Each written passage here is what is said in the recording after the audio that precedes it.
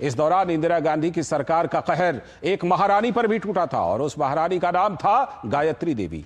इनके सुंदरता और शालीनता के किस्से न केवल भारत बल्कि पूरी दुनिया में मशहूर थे। इंटरनेशनल वोग मैगजीन ने दुनिया की सबसे खूबसूरत महिलाओं की सूची में भी उनको स्थान दिया था। महारानी गायत्री देवी का सम्मान और चाहने वालों की संख्या लाखों में थी, लेकिन इमरजेंसी इस महारानी के जीवन में काला अध्याय बनकर सामने आई। आपातकाल घोषित होने के समय गायत्री देवी जयपुर से सांसद थी और उनकी आयु 56 वर्ष थी। तब वो बीमार थी और उनका मुंबई में इलाज चल रहा था, लेकिन इसके बाद भी उन पर तस्करी के झूठे आरोप लगाकर गिरफ्तार कर लिया गया। ऐशो आराम में पली बड़ी महारानी गायत्री देवी को महिला अपराधियों के साथ दिल्ली के तिहाड़ जेल में बेहद अमानवीय स्थिति में रखा गया। जब वो जेल में बंद थी, ठीक इसी दौरान उनके जयपुर के महलों में छापे मारे जा रहे थे। इनके महलों में कोई खजाना छुपा है, ये सोचकर सरकारी अधिकारियों ने पूरे महल खोद दिए थे। आपको ये जानकर हैरानी होगी कि बचपन में इंदिरा गांधी और गायत्री देवी बंगाल में शांति निकेतन स्कूल में एक साथ पढ़ी हुई थी, यानी दोनों बचपन से एक दूसरे को जानती थी। ऐसे में सवाल उठता है कि फिर इंदिरा गांधी ने अपने बचपन की स्कूल की साथी के साथ ऐसा क्यों किया। वरिष्ठ पत्रकार खुशवंत सिंह का दावा है कि महारानी गायत्री देवी बहुत खूबसूरत थी और प्रधानमंत्री इंदिरा गांधी उनकी इसी सुंदरता से जलती थी। आपको बता दूं, ये बात हम नहीं कह रहे, बल्कि इसे लिखा है खुशवंत सिंह ने, जो ना केवल गांधी परिवार के बेहद करीबी और खासम खास थे, बल्कि उन्होंने इमरजेंसी का खुलकर समर्थन भी किया था।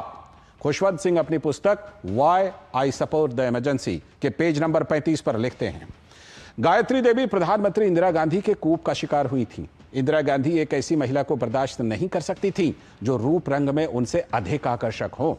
इंदिरा गांधी ने संसद में गायत्री देवी का अपमान करते हुए उन्हें बिच और कांच की गुड़िया कहा था। इंदिरा गांधी की सबसे खराब प्रवृत्ति उनका छोटा दिल और बदले की भावना थी, जो गायत्री देवी की वजह से सामने आ गई। जब इंदिरा गांधी ने आपातकाल घोषित किया तो गायत्री देवी उनकी पहली पीड़ितों में से एक थी। कुछ और दास्तान आपको सुनवाते हैं। कुछ इसी तरह का कहर ग्वालियर राजघराने की राजमाता और जनसंघ की नेता विजया राजे सिंधिया पर भी टूटा। उस दौर में राजमाता सिंधिया की लोकप्रियता अपने चरम पर थी। वो चुनी हुई सांसद थी और पूरे ग्वालियर और उसके आसपास के इलाकों में उन्हें किसी देवी की तरह पूजा जाता था। इंदिरा गांधी की सरकार को यह बर्दाश्त नहीं हुआ। राजमाता को इमरजेंसी के 15 दिनों के अंदर ही ग्वालियर में उनके राजमहल से गिरफ्तार कर लिया गया। सोचिए, जिस राजमाता सिंधिया ने अपना हजारों तोला सोना इस देश को समय समय पर दान दिया था, उसी राजमाता को इमरजेंसी के दौरान अवैध सोना रखने का आरोप लगाकर गिरफ्तार कर लिया गया। विजया राजे सिंधिया का आरोप था कि इंदिरा गांधी उनकी पूरी संपत्ति हड़पना चाहती थी। उन्होंने यह भी आरोप लगाए कि तलाशी के दौरान उनके महल से सोने के कई बहुमूल्य सामान चुरा लिए गए, जो कभी वापस नहीं मिले। इस दौरान सरकार ने उनके ग्वालियर वाले महल की खुदाई भी करवाई, लेकिन कुछ मिला नहीं। इस बीच गिरफ्तारी के कुछ दिनों बाद राजमाता सिंधिया को दिल्ली के तिहाड़ जेल में बंद कर दिया गया, जहां उन्हें महारानी गायत्री देवी के साथ एक ही बैरक में कैद रखा गया। जो महारानियां कभी महलों में रहती थी, अब उन्हें आम अपराधियों की तरह बदबूदार कमरों में रखा जा रहा था। अपनी और गायत्री देवी की इस दुर्दशा का वर्णन राजमाता सिंधिया ने अपनी आत्मकथा राजपथ से लोकपथ में किया है।